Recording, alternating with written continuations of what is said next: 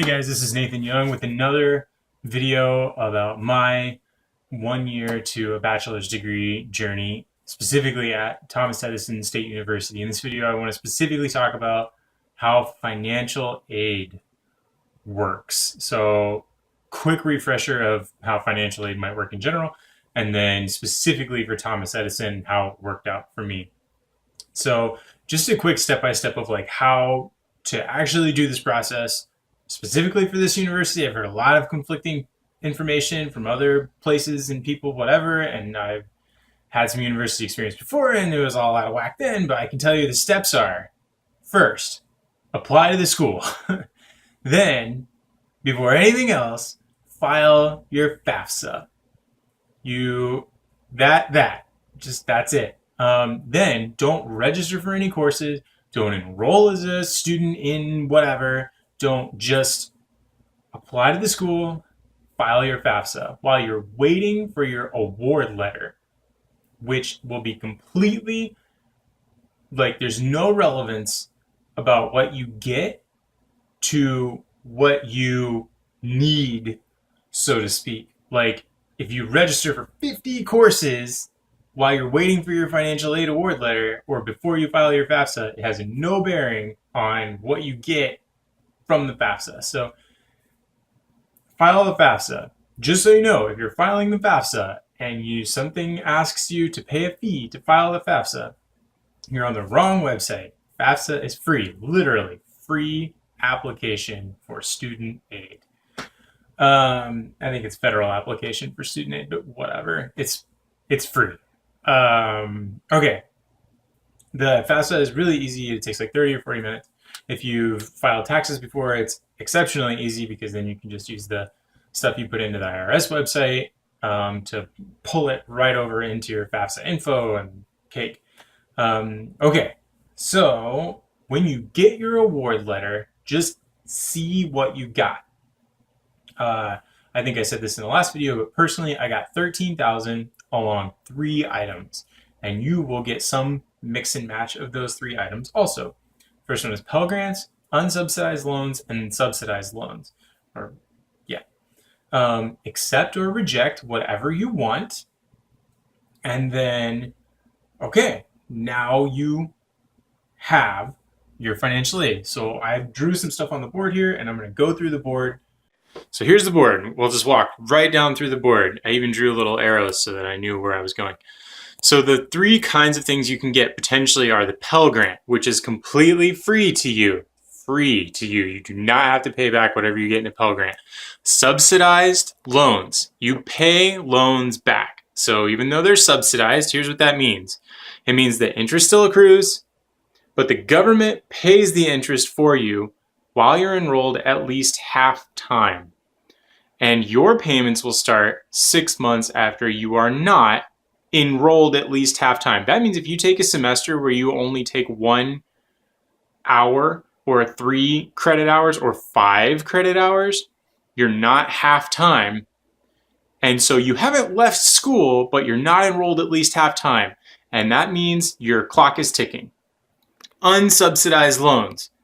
Same as subsidized loans, except the government doesn't pay the interest while you're in school. So it just accrues. So in order of awesomeness, Pell Grant first, because that's free.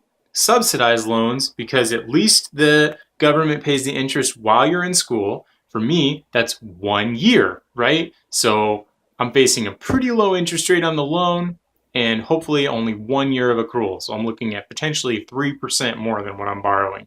It's not too bad. That's actually a really, really inexpensive rate for a loan. And an unsubsidized loan are the least fun. This is just a straight up loan. This is a loan. It gets interest. The only benefit to it is that you don't have to pay it back until 6 months after you are no longer enrolled at least half time. So what does that actually look like? Full time is 12 credit hours a semester or term.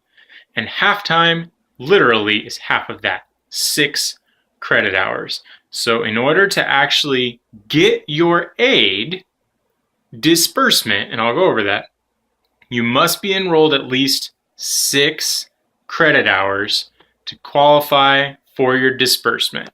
Okay, so now we're going up here. Let's assume that in your award letter, you were given $3,000 in each of the categories: grants, subsidized loans, and unsubsidized loans. And when you went to accept or reject them, you accepted all of it. So your total award potential is $9,000. $3,000 from grants, $3,000 from subsidized loans, and $3,000 from unsubsidized loans. So all your financial aid will be split between award terms. Sorry for the cut there. I accidentally ran out of storage space on my phone. Which means you don't just get your money. Like, they don't just hand it out to you at the beginning of the October term. They don't just go, here's your money, and then you pay. They split it all up. So in the October term, if you're given a total of 333, that means over the 3 terms, they give you 1 of each. So they slice it up. So now that it's all divided before it gets dispersed, now you have to register for classes. We know you need to be at least half time, so that means we need at least 6 credits.